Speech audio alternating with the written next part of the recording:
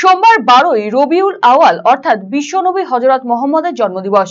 এই দিনটিকে নবী দিবস হিসেবে পালন করেন আপামর ইসলাম ধর্মাবলম্বী মানুষজন। এই দিন বিভিন্ন প্রান্ত থেকে বের হয় জুলুস বা শোভাযাত্রা।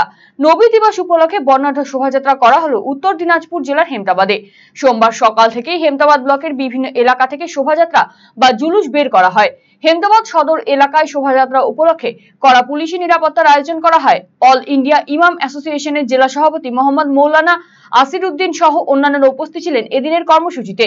মোহাম্মদ মৌলানা আসির উদ্দিন জানিয়েছেন, বাঙালবাড়ি থেকে এই জুলুস বেরিয়েছে। শাসন মহিপুর হেমতাবাদ হয়ে জুলুস পৌঁছয় কমলাবাড়ি। সেখানে পীরের মাজারে দোয়া করা হবে।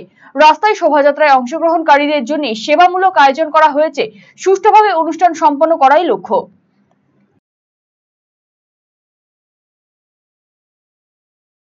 আমাদের আজকে কর্মসূচি আছে, প্রতি বছরের ন্যায় এবারও হচ্ছে। তার মানে আমাদের নবী মোহাম্মদ সাল্লাল্লাহু তাআলা আলাইহি সাল্লামের জন্মদিবস আমরা আজকে পালন করছি।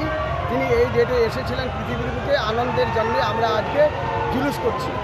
কি করেছি, আমাদের বাঙালবাড়ি থেকে শাসন হয়ে মহিপুর হয়ে এই হেমতাবাদ হয়ে আমরা কমলাবাড়ির পীরের মাজারে যাব।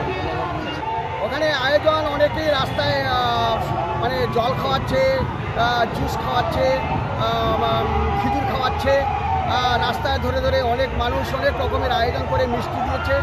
মানে এই আয়োজন যে যেখানে পেয়েছে সেইভাবে খাওয়াচ্ছে আমাদের।